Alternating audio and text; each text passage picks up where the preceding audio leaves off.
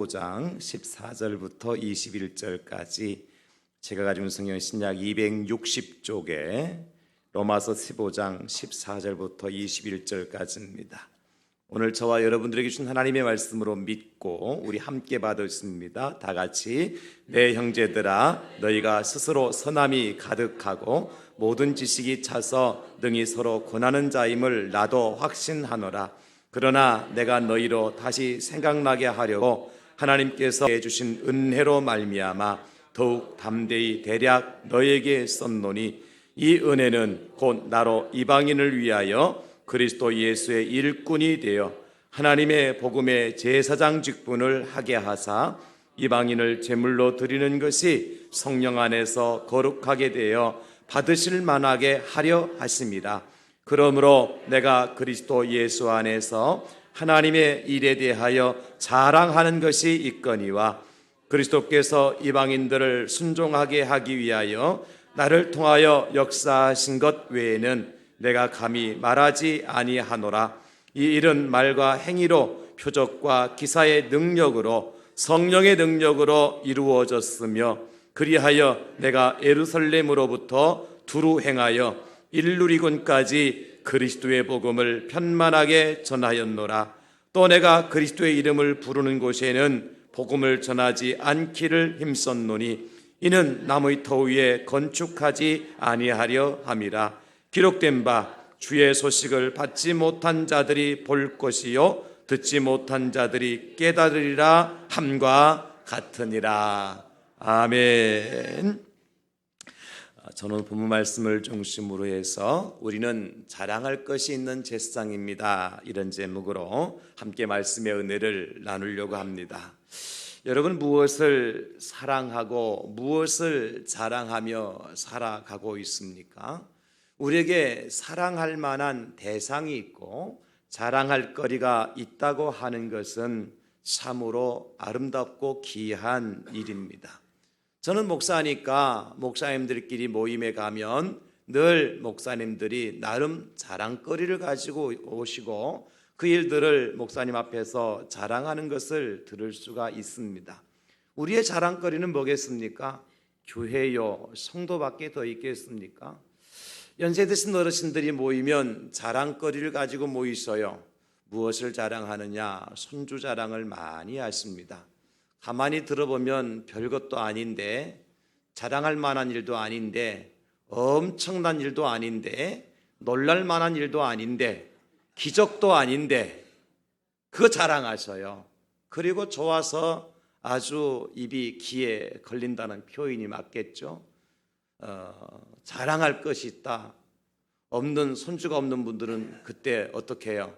오매 기주고 그렇잖아요. 이 자랑할 것이 있는 것이 얼마나 좋은지 모르겠어요. 저는 개인적으로 우리가 무엇을 사랑하고 자랑할 것이 있는 것은 참으로 행복한 일이다. 그리고 그것을 자랑하고 사랑한다고 하는 것은 우리로 하여금 살만 나게 하는 것이기 때문에 너무나도 귀한 것이다, 이렇게 생각을 합니다. 가끔 가다가요, 뉴스에 어떤 사람이 옥상에 올라가서 돈 봉투를 풀어가지고 5만 원짜리를 공중에 날렸다. 어떤 사람이 차를 타고 가다가 창문을 열어놓고 돈 뭉치를 흩어버렸다. 이런 뉴스 가끔 보죠. 저는 이분들 참 대단한 분이라 생각하고 존경할 만한 분들 생각을 해요. 왜? 있는 게 돈밖에 없으니까. 여러분들도 가능하면 옥상으로 돈을 좀 뿌리시고 차 타고 가다가 5만 원짜리 뿌리세요. 그 전에 반드시 저한테 먼저 연락해 주시고. 나름 뭔가 이렇게 표현하고 사는 것이 세상이잖아요. 우리 젊은 친구들은 뭐 이렇게 여행 갔다 온 것도 자랑하기도 하고 또 맛있는 음식을 먹은 것도 자랑하기도 하죠. 또 자랑할 것이 또 많이 있어요. 옷 입은 것도 자랑하고 때로는 머리 색깔도 정말 많은 사람들의 눈에 띄게끔 컬러풀하게 염색을 하고 탈색을 하고 그리고 사람 앞에 나타나죠. 저는 이것도 아름다운 것 중에 하나라고 생각을 해요. 나름대로의 색깔의 자랑거리가 있고 헤어스타일이 있기 때문에 이것도 나무라 할 일만큼은 아니다. 여러분, 적어도 우리가 세상에 살아가면서 사랑할 만한 대상이 있고 자랑할 것이 있다고 하는 것은 소중하다고 하는 것을 제가 말씀을 드리는 것입니다.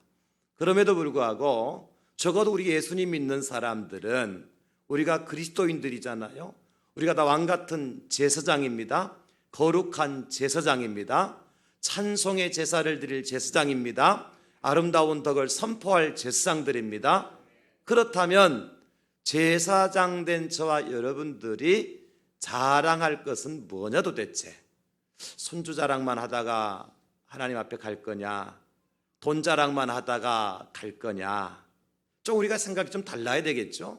그래서 사도 요한은 이제 말씀을 통해 우리에게 교훈이 될 만한 말씀을 주시는데, 요한일서 2장 15절로 17절에 보면 이렇게 기록을 해 주셨습니다.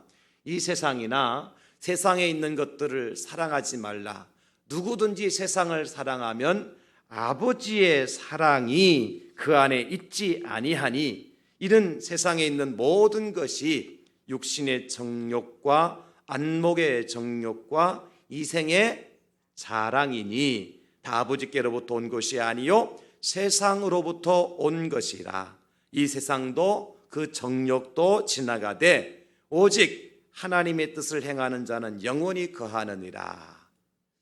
손주도 끝까지 자랑하는 게 아니죠. 이놈들 초등학교 들어가 보세요. 중고등학교 들어가 보세요. 왼수 덩어리입니다. 여러분, 돈도 끝까지 자랑할 만한 것이 못 되죠. 돈이 때로는 왼수가 될 때가 있습니다. 우리 건강은 어때요? 우리 머리카락?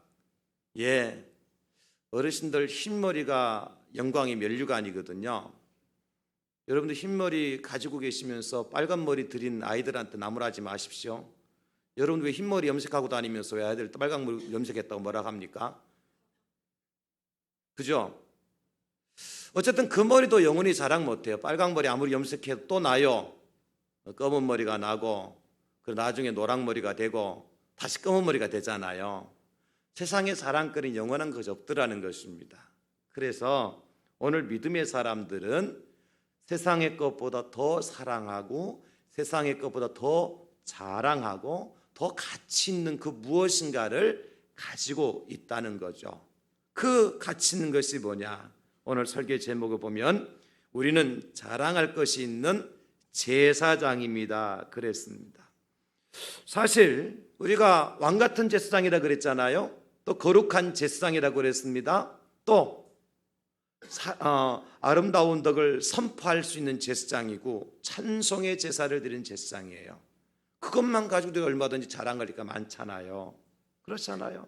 내가 왕이 아닌데 나를 왕같은 제사장으로 삼아주셨고, 내가 거룩한 자가 아닌데 거룩한 제사장으로 삼아주셨고, 내가 찬송의 제사를 드릴 제사장으로 아름다운 덕을 선포하는, 세상에 지저분하고 추한 말을 전하는 자가 아니라 거짓말하고 사기치는 자가 아니라 아름다운 덕을 선포하는 제사장으로 우리를 세워주셨으니까 자랑할 거리가 많잖아요. 그런데 오늘 특별히 더 우리에게 말씀하시기를 자랑할 제사장으로 삼아주셨다는 거예요. 그러면 구체적으로 우리가 자랑할 일이 도대체 뭐냐? 우리가 제사장으로 부름받았는데, 우리 마지막 제사장 시리즈 마지막 시간입니다. 오늘 이제 9월달 마지막 주일이니까 우리가 이거 자랑하고 살자는 겁니다. 제사장 되었으면 첫째는 뭐냐면 이방인을 위한 예수님의 일꾼이 되었다는 사실을 자랑하자는 거죠. 우리 한번 자랑해 봅시다. 내가 이방인을 위한 예수님의 일꾼이 되었습니다. 여러분, 이거 자랑하고 다니자는 말이죠. 너 누구냐? 너 여기 왜 왔어? 나는 이방인을 위한 일꾼이 되었습니다. 그래서 내가 여기에 있는 것입니다 라고 자신 있게 자랑할 수 있어야 된다는 거죠. 오늘 본문에 그렇게 말씀을 해주고 있잖아요. 16절에 이 은혜는 곧 나로 이방인을 위하여, 이 사도 바울 자신을 뜻하는 거죠.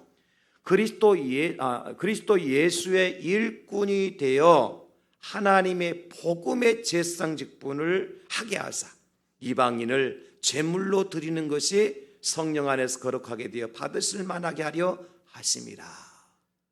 이방인의 일꾼이 뭐냐? 그러면 여러분 성경을 통해서 하나의 제 예가를 들어볼게요. 이방인의 일꾼이 되었다는 것은 무엇을 의미하느냐 하면 유대인 중에 아주 율법에 능하였던 사울이라고 하는 사람이 있었습니다. 그래서 유대인 중에 유대인이요, 율법으로 말하면 그 누구도 따라갈 수 없는 아주 율법에 능한 사람이었죠. 그 사울이라고 하는 사람이 어떤 사람이 있는가 하니까 스데반이 돌에 맞아 죽을 때에 사람들의 옷을 맡아서 돌을 던져 치는 사람들의 가편에 서서 응원해 줬던 사람이에요. 그리고 그 사도 바울이 이제 대제사장들로부터 공문을 받아가지고 예수 믿는 사람들을 잡아가두기 위해서 다메섹으로 가고 있었어요. 다메섹에 가까이 왔을 때, 이 다메섹이라고 하는 성에 가까이 왔을 때 놀라운 일이 하나 일어나죠. 다른 것이 아니라 하늘에서 강한 빛이 사울을 온전히 덮어버립니다. 그래서 그 빛에 눌려서 사울이 그 땅바닥에 꼬꾸라져 버려요. 그리고 일어나서 눈을 떠서 보니까 세상이 안 보이는 거야. 이것을 우리는 눈뜬 소경이라 그러는 거예요. 눈을 떴는데 안 보여. 답답해. 강한 빛에 의해서 소경이 된 거죠. 그 순간에 다메섹 안에는 누가 있었는가 하니까 아나니아라고 하는 예수님의 제자가 다메섹 성 안에 살고 있었어요. 환상 중에 이 아나니아가 기도하고 있었겠죠. 환상 중에 예수님 나타나셨습니다. 아나니아야, 네가 지금 일어나서 저 직가의 거리로 가서 유다의 집에 있는 사울이라는 사람에게 가야 되겠다. 그가 예수 믿는 자들을 핍박하러 오다가 눈이 멀어서 꼼짝도 못하고 있다. 네가 가서 고쳐줘야 되겠다. 그러니까 이 아나니아라고 하는 사람이 주님, 제가 요 전에 여러 사람들부터 전해 들은 말이 있습니다. 그 말이 무엇인가 하니까 예루살렘에서 사울이라고 하는 사람이 예수 믿는 자들을 적지 않게 해를 끼쳤고, 그리고 여기서도 이 다메섹에 온 이유도 주님의 이름을 부르는 모든 사람을 결박하기 위해서 대제사장들의 공문을 가지고 왔다고 내가 들었습니다. 그런데 내가 그 사울에게 가라고요? 저 못 갑니다. 안 합니다. 아나니아가 그렇게 대답해요. 가면 죽는데 나보고 잡혀 죽으라고 보내는 겁니까? 그때 예수님께서요, 사도행전 9장 15절에 이렇게 말씀하십니다. 가라. 이 사람은 내 이름을 위하여 이방인과 임금들과 이스라엘 자손에게 전하기 위하여 택한 나의 그릇이라. 가라.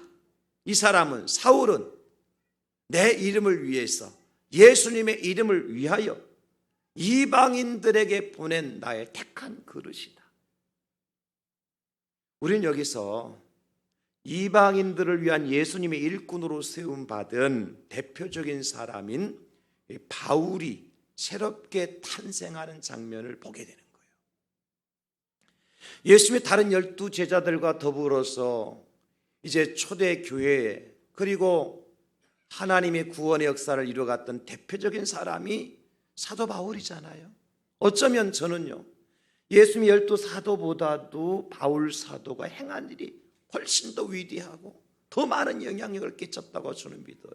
왜냐하면 여러분, 적어도 우리가 신약 성경이 27권으로 되어 있는데 이 27권 신약 성경 중에서 13권을 기록한 사람이 누구냐면, 로마서를 포함시킨다면 13권을 기록한 사람이 바로 사도 바울입니다. 신약 성경의 절반을 기록한 사람이 사도 바울이에요.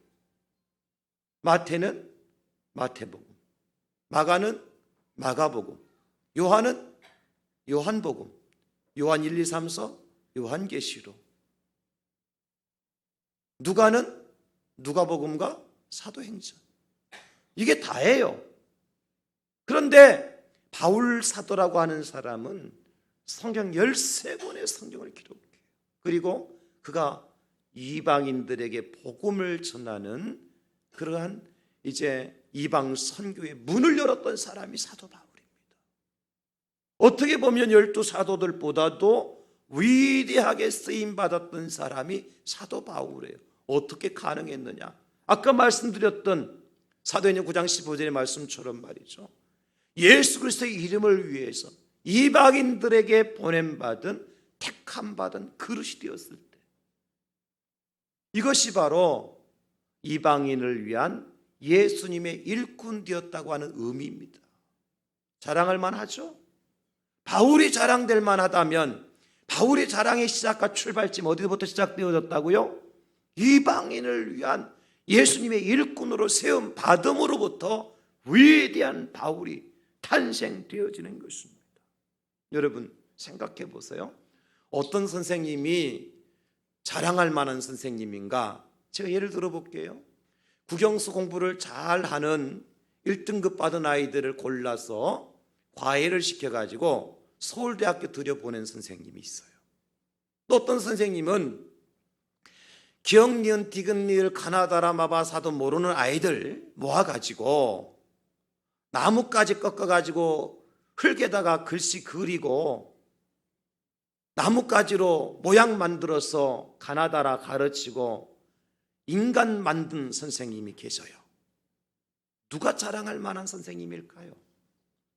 각자의 소견에 따라서 평가의 기준은 다를 수 있겠지만 저는요, 적어도 국영수 잘하는 아이들, 엘리트 아이들 모아가지고 그 아이들 잘 과외시켜서 서울대학교 들여보낸 선생님도 참 자랑스럽지만 그 선생님보다도 오히려 기억, 니은, 디귿, 리을, 가나다라 놔놓고 기억자도 모르는 아이들 앉혀놓고 땅바닥에 막대기로 그림 그리고 모양 만들어 놓고 이것이 가다, 이것이 지게다, 이것이 낫이다 가르쳐서 인간 만든 선생님이야말로 자랑할 만한 선생님입니다. 왜요? 나중에 서울대학교 졸업한 아이들은 과외시켰던 선생님 찾아오지 않지만 인간된 사람들은 나중에 그 선생님 찾아가게끔 되어 있습니다. 제가 이방인을 위해서 예수님의 일꾼된 자를 설명하기 위해서 이 예화를 드는 겁니다. 또 하나 예를 들면 어떤 의사가 감사할 만한, 자랑할 만한 의사냐? 건강한 사람이 와서 조금 피곤해가지고 왔을 때 이제 영양제 놔주고 좀 이렇게 잠시 보양할 수 있는 그런 자리를 준비해서 원기를 회복시키고 나가도록 만드는 의사하고 완전히 시퍼렇게 질려 죽어서 숨이 꼴깍꼴깍 넘어가는 사람 병원에 찾아왔을 때 그 사람을 수술하고 치료해서 살려보낸 사람이 자랑할 만한 사람이냐? 의사가 된 것은 다 자랑할 만한 일이지만 건강한 사람에게 그저 영양제 하나 놔주고 원기를 회복시켜서 피곤을 물리쳐서 돌려보낸 의사보다도 꼴깍 숨이 넘어가기 직전에 사람을 살려낸 의사가 자랑할 만한 의사가 아니겠습니까? 여러분, 어떤 부모가 과연 자랑할 만한 부모일까요? 저는 적어도 핏덩이가 되어서 나온 어린아이, 그저 어머니의 손길이 가지 아니하면 세상에 나왔지만 죽을 수밖에 없는 그 아이를 진자리 마른 자리 가란히 쉬면서 오줌똥 자식에 발라놓은 거 냄새 맡고 내 입에 넣었다가 그 자식에게 먹을 것을 먹여주면서 그 아들을 딸을 키워내고 성장하게 만든 부모가 자랑할 만한 부모가 아니겠어요? 내가 어떤 높은 자리에 있기 때문에 아버지의 스펙 때문에 어머니의 스펙 때문에 고등학교 들여보내고 대학에 들여보낸 부모님보다도 말이죠. 누가 자랑할 만한 부모냔 말이에요, 여러분. 어떤 직장인이 자랑할 만한 직장인일까요? 불이 났을 때에 그 불 속에 뛰어 들어가서 불에 끄슬려 죽어가는 그 생명을 끌어안고 나오다가 나는 죽어도 그 생명을 살려내는 소방수와 같은 사람이 자랑스러운 직장인이 아닐까요? 그렇다면 마찬가지로 우리 성도는, 우리 그리스도인은 어떤 사람이 자랑할 만하고 어떤 사람이 자랑할 만한 성도냐? 예를 들어볼게요. 예수 잘 믿는 사람 데려다가 자기 교회에 앉혀놓는 사람, 작은 교회에서 열심히 학생회 회장도 하고 구역장을 잘 맡아서 봉사하고 있는 사람 꼬드겨서 우리 교회 큰 교회다, 시스템 좋다, 프로그램 좋다, 우리 목사님 TV 나온다, 그리고 데려다가 그 사람 큰 교회당 기둥 뒤에 앉혀놓고 자기는 교회에서 전도왕이라고 상 받고 그 사람과 같이 커피숍에 가고 영화관에 가는 성도가 자랑만 할 만한 성도일까? 여러분, 정말 하나의 미랄이 되어줘서 죽은 영혼, 병든 영혼, 방황하는 이방인과 같은 우리 가족과 이웃을 살려내는 성도가 자랑스러운 성도일까? 어떤 성도일까요? 이방인을 위한 그리스도 예수의 일꾼은요, 바로 하나의 미랄이 되어줘서 예수님이 누군지도 모르고 천국과 지옥이 있는 것도 모르고 내가 누군지, 내가 어디서 와서 어디로 가는지도 모르고 이 세상 끝날에 과연 어떤 일이 일어날지도 모르고 살아가는 사람들, 내가 이렇게 살다가 만나게 될 내 인생의 결과가 어떤 것인조차도 생각조차 못하고 살아가는 저 이방인과 같은 인생들에게 찾아가서 예수를 전하고 진리를 가르치고 깨닫게 하고 그들의 생명과 영혼을 구원하는 그러한 사람이 자랑할 만한 그리스도인이라는 거죠. 그럼 이방인은 누굽니까? 이방인은, 유대인들에게서 이방인은요, 예수님 모르는 사람들, 하나님 모르는 사람들이에요. 하나님의 구원 밖에 있다고 생각하는 사람들이에요. 인간 취급도 않고 사람 취급도 않고 개처럼 짐승 취급했던 사람들이요, 자기들만 천국 가고 그들은 지옥 갈 인생들이 이방인이에요.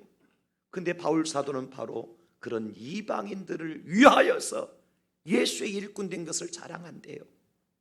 여러분, 꼭 기억하시기 바랍니다.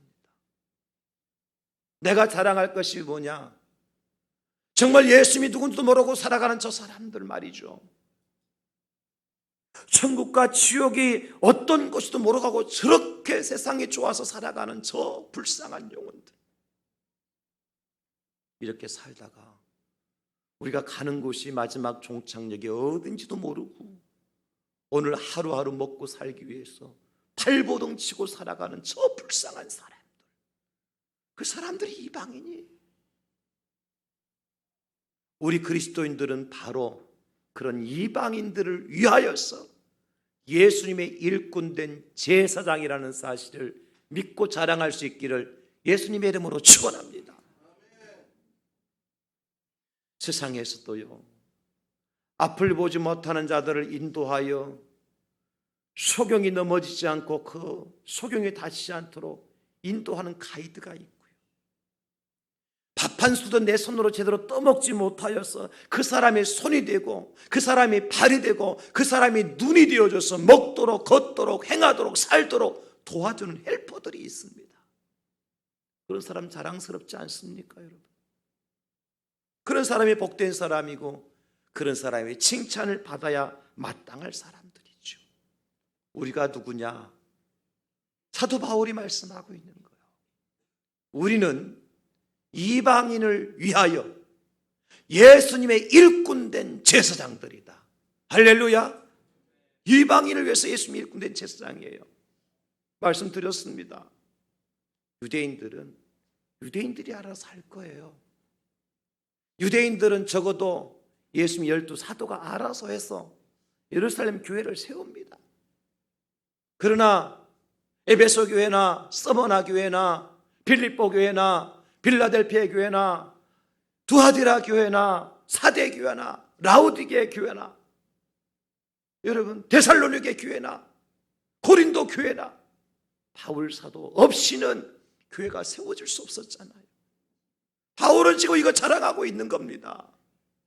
그러므로 우리가 이번에도 브란길 축제는 누구를 향해서 나가야 될 축제인가 하니까 이방인을 위해서 나가는 축제예요. 여러분 제발 부탁드릴게요. 다른 교회 잘 나가고 구역장하고 있는 사람, 학생회장하고 있는 청년회장하고 있는 사람 잘 꼬드겨서 대항제일교회 한번 와봐라. 여러분 그러면 그런 사람은요 지옥 갈 확률이 높아요. 저는 극단적으로 표현해요.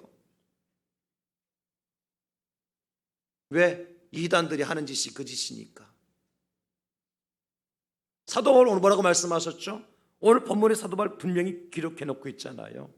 20절에 또 내가 그리스도의 이름을 부르는 곳에는 복음을 전하지 않기를 힘썼노니 이는 나무의 터 위에 건축하지 아니하려 함이라. 예수님 믿다가 낙심한 사람이야, 교회 다니다가 시험 들어 교회 안 다니는 사람이야, 이방인이죠. 그 사람들은 이방인이죠. 그렇지만 지금 열심히 가방 성경 들고 교회 잘 가고 있는데 교회차 세워놓고 우리 교회차 타세요, 그 데려와가지고 교회에서 전도했다고 박수 받으면 이거는 오늘 사도 바울이 말한 것처럼 다른 사람의 터 위에 건축하는 자예요. 이건 더불어안길 축제가 아닙니다. 이건 새 생명 축제가 아닙니다. 새가족 축청 축제가 아닙니다. 여러분, 우리의 관심은 누구에게 있어야 되는 거야? 이방인에게 있어야 됩니다. 예수를 알지도 못하는 사람, 천국 가치가 어떤 것인지 모르고 살아가는 사람, 내가 어떤 존재인지, 내가 어디서부터 와서 어디로 가는지 모르고 살아가는 사람, 일상 끝날에 과연 어떤 일이 일어날 것인지도 모르고 내가 이렇게 살다가 만나게 될 인생의 종착역이 어딘지도 모르고 세상에 지쳐서, 세상에 팔려서, 세상에 미쳐서 살아가는 저 이방인들에게 보냄받은 예수님의 일꾼된 제사장이 바로 저와 여러분들, 이것이 자랑스럽다고 저는 믿는 거고 오늘 말씀하고 있는 거예요. 얘기 드렸잖아요. 죽은 자를 살려내는 의사가 자랑스러운 의사고, 난 놓고 기억자도 모르는 아이들을 인간 만든 선생님이 자랑할 만한 선생님이고, 핏덩어리 내버려두면 죽을 수밖에 없는 아이를 먹이고 입혀서 기르고 자라서 양육하는 부모가 자랑할 만한 부모지. 이것이 바로 이방인들에 위하여서 예수님의 일꾼된 제사장의 자랑거리라. 여러분, 그래서 우리가 다니엘 선지자는 우리에게 이렇게 말씀해 주고 있습니다. 다니엘 12장 3절에 지혜 있는 자는 궁창의 빛과 같이, 이 궁창은 하늘을 말합니다. 빛날 것이요, 많은 사람을 옳은 대로 돌아오게 한 자는, 여기 많은 사람은 이방인들을 뜻하죠. 이방인들을 진리 가운데로, 생명 가운데로 이방인들을 천국으로 돌아오게 한 자는, 다 따라합시다. 별과 같이 영원토록 빛나리라. 할렐루야. 우리가 하나님 나라에서 영원토록 별과 같이 빛날 수 있는 비결은 뭐냐? 내가 이방인을 위하여서 예수님의 일꾼된 제사장을 자랑하고 살아가는 거요. 이게 영원토록 빛나는 비결이에요. 예수님께 제자들을 향하여서 너희는 세상의 빛이라, 너희는 세상의 소금이라. 이 세상이 뭐예요?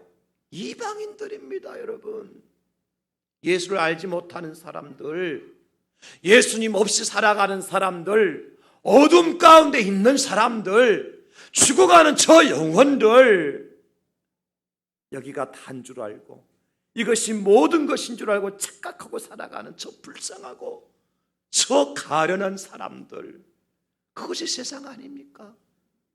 우리 그리스도인들은 바로 그곳의 빛이요, 바로 그것의 소금이라. 이게 보통 선언이 아닙니다. 여러분, 예사로운 선언이 아니에요. 우리가 전에도 어둠이었습니다. 우리도 전에는 캄캄한 세상 속에 있던 자입니다. 그런 하나님께서 저와 여러분들을 빛 가운데로 불러내시더니 네가 이제는 빛이 되이, 부패하고 썩어서 썩은 시체 냄새, 송장 냄새만 나는 그곳에 머물렀던, 무덤 사이에 머물렀던 우리를 건져내서 하시는 말씀이, 이제는 네가 세상의 소금이 되이. 주님 말씀해 주시는 거예요. 이거 자랑할 만하잖아요. 그래서 사도 바울은 고백을 합니다. 고린도전서 9장 16절에 내가 복음을 전할지라도 자랑할 것이 없음은 내가 부득불할 일입니다. 만일 복음을 전하지 아니하면 내게 화가 있을 것이로다. 이 바울 사도가 전한 복음은 누구에게 전한 복음입니까? 이방인에게 전한 복음이에요. 철저하게 유대인이 아니었습니다. 이방인이었습니다. 이것은 하나님의 지상 명령이었어요. 사랑하는 성도 여러분, 하나님 우리에게 오늘 말씀하시기를 자랑거리를 하나 주셨어요. 그 자랑거리가 뭐냐? 네가 죽은 사람을 살리는 자랑할 의사가 되라.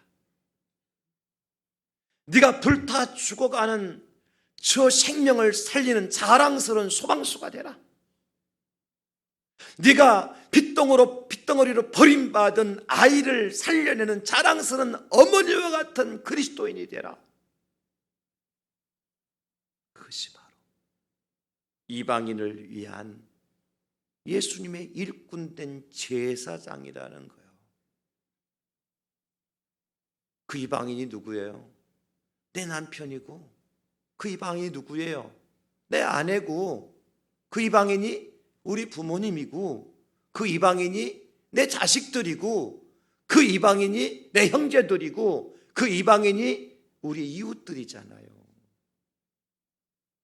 꼭 저 필리핀에만 가서, 태국에만 가서, 저 아프리카만 가서 복음을 전하는 것만이 이방인에게 전하는 것이 아니라, 제가 이방인의 정의를 분명히 말씀드렸습니다. 예수를 알지 못하는 사람들, 예수 믿다가 낙심한 사람들, 예수를 부정하고 살아가는 사람들, 예수가 아닌 다른 것을 따라가는 사람들, 절에 가 있는 사람들, 성당에 가 있는 사람들, 다 이방인입니다. 그들을 위하여서 우리가 예수님의 일꾼 되었다는 사실을 자랑하십시오. 손주 자랑은 몇 번 하면 재미없다니까요. 돈 자랑도 마찬가지라니까. 건강 자랑도 마찬가지라니까. 여러분, 이방인을 위한 예수의 일꾼 됐다는 자랑은요, 평생 갑니다. 왜? 우리 주변에 이방인이 가득 차 있잖아요. 믿지 않는 여러분 남편이 이방인인 줄 아셔야 돼요. 믿지 않는 여러분들의 자녀들이 이방인이라는 사실을 아셔야 돼요. 예수 믿다가 낙심한 여러분들의 형제들이 이방인이라는 사실을 아셔야 돼요. 우리는 그들을 위하여서, 여러분 사랑하는 남편을 위하여서, 여러분 사랑하는 아내를 위하여서, 여러분 사랑하는 부모님을 위하여서, 여러분 사랑하는 자녀들을 위하여서, 형제들을 위하여서, 사랑하는 이웃들을 위하여서 예수님의 일꾼된 제사장이에요. 할렐루야. 여러분 이 믿음을 갖는다면 다시 한번 우리가 선포합시다. 저를 따라서요. 주님, 제가 이방인을 위한 예수님의 일꾼된 제사장입니다. 여러분 전도지 들고 제발 이방인을 향해서 나가세요. 교회에 붙어있는 집 찾아가가지고 띵동띵동 하지 마시고, 이단이나 하는 짓이라니까요. 그거는. 우리 교회는요, 건강한 교회 되기를 원해요. 목사가 교회 부흥을 원하지 않는 목사가 어디 있겠습니까? 이런 사람 저런 사람 다 들어와서, 이런 교회 저런 교회 있는 사람 다 끌어와서 우리 교회도 500명, 1000명, 10,000명 모인다 그러면 저도요 어디 가서 간증하고 다니겠죠. 특강하고 다니겠죠. 그러나 그거 자랑할 만한 일일까요? 여러분, 하나님 기뻐하신 일을 하도록 합시다. 하나님 말씀대로 살아갑시다. 우리는 이방인을 위한 예수님의 일꾼으로서의 제사장이에요.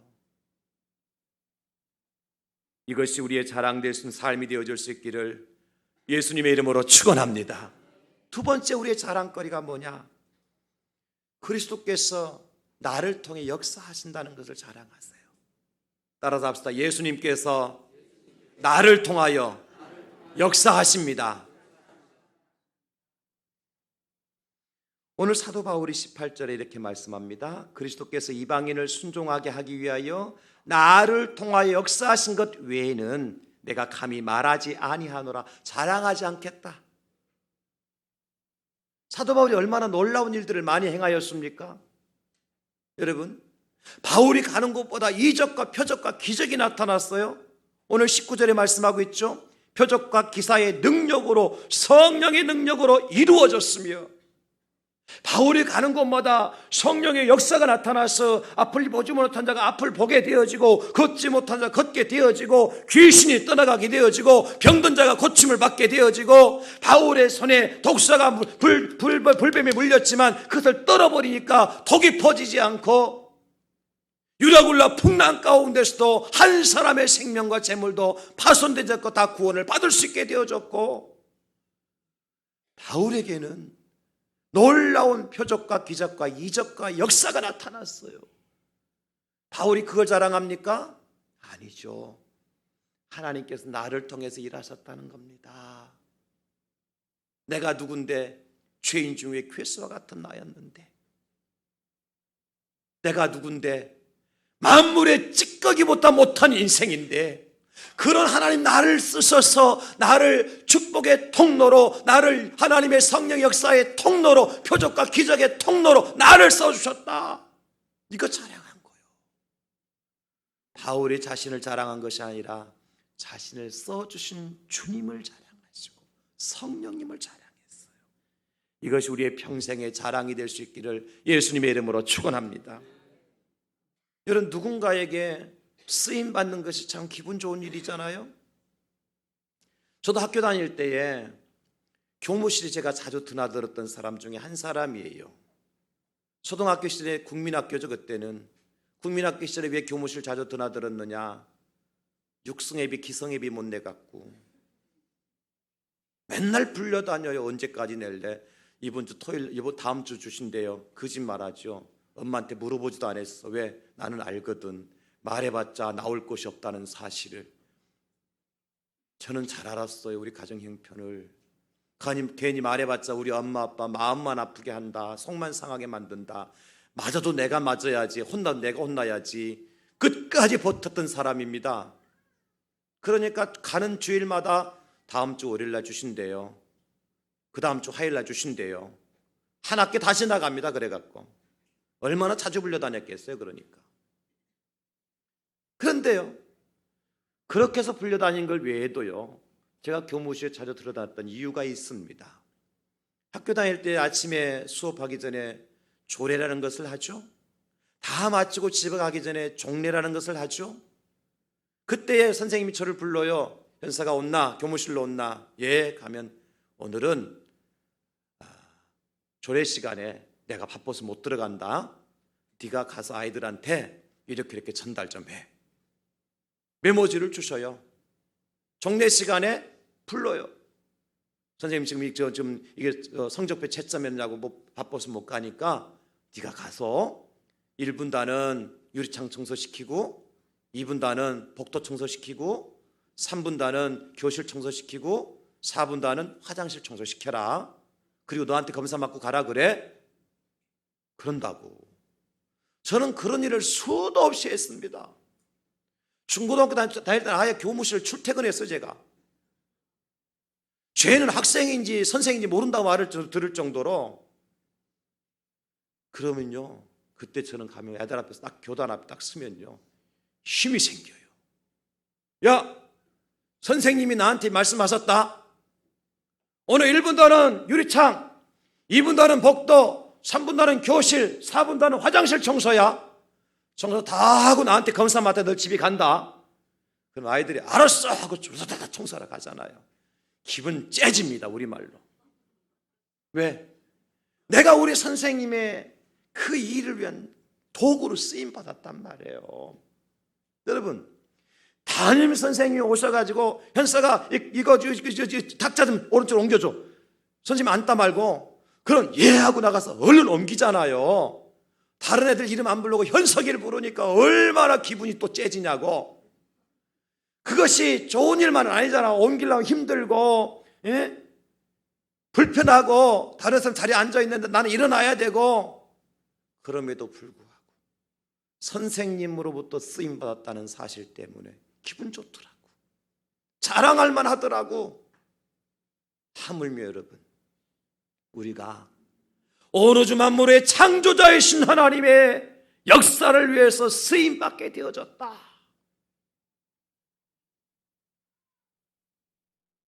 여러분, 이것은 담임 선생님의 쓰임받고 구청장에 쓰임 받고 장관에 쓰임 받는 것하고는 차이가 다른 거예요. 차원이 다른 거예요. 인생의 생사화복을 주관하시며 능치 못하심이 없으시며 마음만 잡으시면 모든 것을 하시고 주실 수 있으신 주님의 은혜의 통로로 내가 쓰임 받는다. 이것만큼 자랑할 것이 없는 거예요. 그래서 사도 바울은 그것을 자랑한다 그랬잖아요. 그리스도께서 나를 통해서 역사하셨다. 사랑하는 성도 여러분, 그렇습니다. 우리가 축복의 통로로 성령의 역사를 이룰 도구로 쓰임받게 되었다는 것은 자랑 중에 최고의 자랑입니다. 오늘 이 로마서를 읽게 되어지는 사람들 가운데는요, 바울보다 더 놀라운 일을 행할 수 있는 사람도 없잖아 있었어요. 14절 보십시오. 내 형제들아, 너희가 스스로 선함이 가득하고 예수님께 너에게 말 안 해도 너들 스스로 선한 거 베풀 줄 알잖아. 예수 믿는 사람보다 안 믿는 사람이 더 선한 사람 많죠? 가득하고 모든 지식이 차서, 지식적으로 말하면 바울사도 훨씬 더 뛰어난 인재가 있었다는 거예요. 능히 서로 권하는 자임을 나도 확신한다. 그런데 너희가 아니라 하나님이 나를 통해서 일하셨다. 이게 자랑거리예요. 응?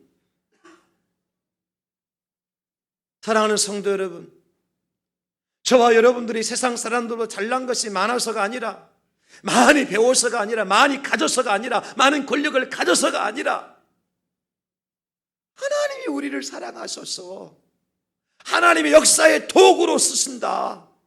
이거 자랑할 만하잖아요. 부자를 데려다 쓰시는 것도 아니었고, 똑똑한 박사를 데려다 쓰시는 것도 아니었고, 권세 있는 사람을 들여다 쓰시는 것도 아니었고, 낮고 천한 인생, 야곱의 고백처럼, 그죠? 우리가 다 연약하여서 세상에 그것 하나 스스로 치고 갈 수 없는 인생임에도 불구하고 그런 저와 여러분들을 통해서 하나님이 역사하신다. 그 역사도 보통의 역사가 아니라 19절 나와 있는 것처럼 표적과 기사의 능력으로, 성령의 능력으로 이루어졌으며, 바울사도는 나중에 그래서요, 고린도후서 6장 10절에서요 고백해요.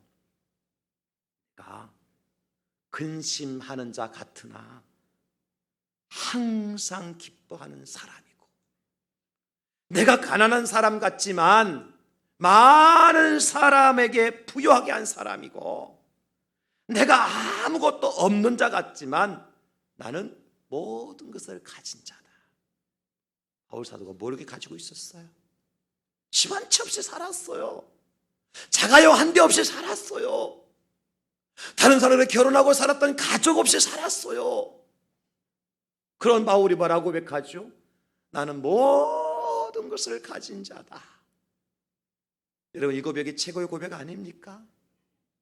내가 뭔가 내 소유하고 있기 때문이 아니라, 내가 뭔가 알고 있기 때문이 아니라, 내가 뭔가 누리고 있기 때문이 아니라, 주님께서 나를 통해서 누리게 하시니까 저는요, 제가 제 큰 부자예요. 왜냐하면요, 제가 여러분들에서 축복하면요, 하나님 여러분들 복 주시잖아요. 그래서 여러분들이 집 가진 사람도 생기고 자동차 가진 사람도 생기고, 여러분들 중에서 판검사도 나오고 다 하잖아요. 하나님께서. 제가 그러니까 최고 부자요, 최고 권세 있는 자지. 저는 그런 자부심을 가지고 있어요. 다만 나중에 여러분 잘 되거들랑은 그 은혜 알고, 제가 은퇴할 때 저한테 집 한 채만 사주고 자동차 한 대만 사주고 법인카드 하나만 주세요. 아멘 하는 사람 그렇게 될 줄로 믿습니다. 목사님 뭐 달라고 그런디야? 되거든 그렇게 하라고. 지금부터 작정하고 기도하세요. 목사님 은퇴하실 때 가지고, 우리 교회 그 빚도 있는데 교회에서 뭐 해주려고 하지 말고, 내가 집 한 채, 아파트 한 채 사드릴게요. 가지금 뭐 내가 자동차 한 대 사드릴게요. 가지금 뭐 내가 가진 거 돈밖에 없는데 내가 법인카드 하나 드릴게요. 그럼 끝났잖아. 세 사람만 있으면 끝나네. 할렐루야. 우리 장로님도 기도 많이 하십시오. 그런 사람 나타나기를. 그때 내가 목사님 은퇴금 얼마나 줄까 뭐 할까, 그거 가지고 싸우고 찌지고 볶고 해가지고 마음 상해가지고 교회가 두 쪽 세 쪽 나는 것보다도 저는 여러분을 기도할게요. 지금부터 하나님 우리 교회에서 정말 부자가 돼서 제가 은퇴할 때 목사님 아파트 한 채 사들 수 있는 그러한 부자가 나오게 해주시옵소서. 아멘한 사람 분명히 된다 그랬어 내가. 하나님 정말 우리 교회 성도들 중에서 부자가 되어져서 목사님 은퇴할 때 그저 중고차라도 한 대 사줄 수 있는 그러한 부자가 되게 해주시옵소서. 회사가 잘 되어서, 아멘은 살짝 해야 되거든요. 중고차 얘기이기 때문에. 회사가 잘 되어서 법인카드 하나 목사님 그냥 패스포트에 딱 꼽아놓고 목사님 쓰십시오. 그렇다 목사가 마음대로 쓰고 다니겠습니까? 한 달에 100만 원 이상 못 써. 양심이 걸려갖고. 저는 기도할 거예요. 여러분, 하나님께서 저를 통해 이런 역사를 베푸신다는 걸 말씀드리고 싶은 거예요. 제가 이것을 자랑하는 거예요. 내가 잘된 거 자랑하겠습니까? 어디 가서 목사님 우리 교회요, 그 집사님 회사가 잘 돼서 저한테 아파트 한 대 사줬어요.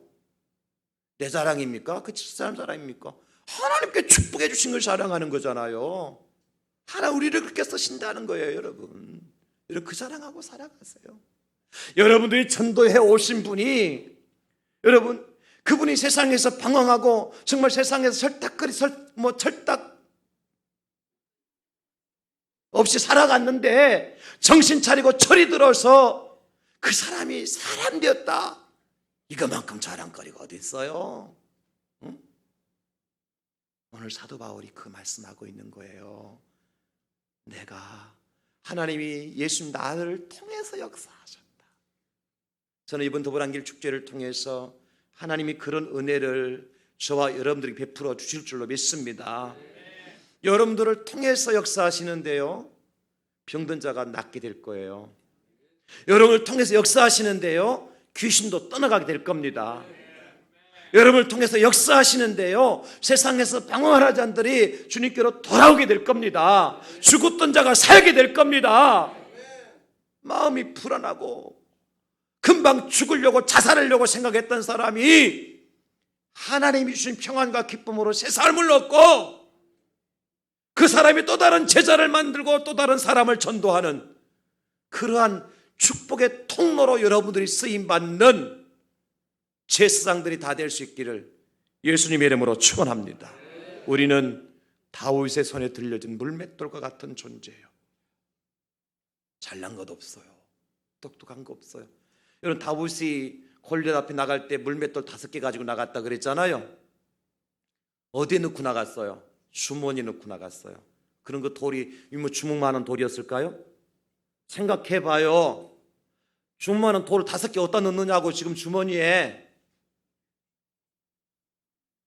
골리앗을 넘어뜨릴 만한 물맷돌이 아닙니다. 그거는 보잘것없고 형편없고 가난하고 불쌍하고 소외되고 내가 왜 살아야 되느냐고 그냥 인생을 절망하고 실망 가운데 빠져있는 그 인생들, 그게 물맷돌 아니에요?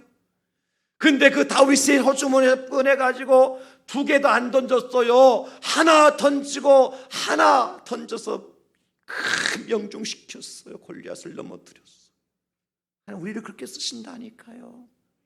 내가 주예요, 주님, 내가 다윗의 손에 들 물맷돌에 불과합니다. 나는 말주변도 없습니다. 구변도 없습니다. 나는 돈도 없습니다. 나는 지식도 없습니다. 나는 외모도 출중하지 못합니다. 그러나 다윗의 그 주머니에서 5개 중에 하나를 뺐잖아요.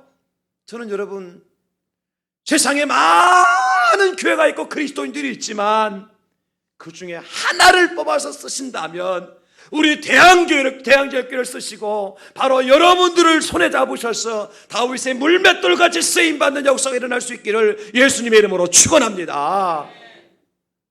그리스도께서 나를 통해서 역사하시면 그런 변화가 나타나는 겁니다. 기도하겠습니다. 주님 감사합니다.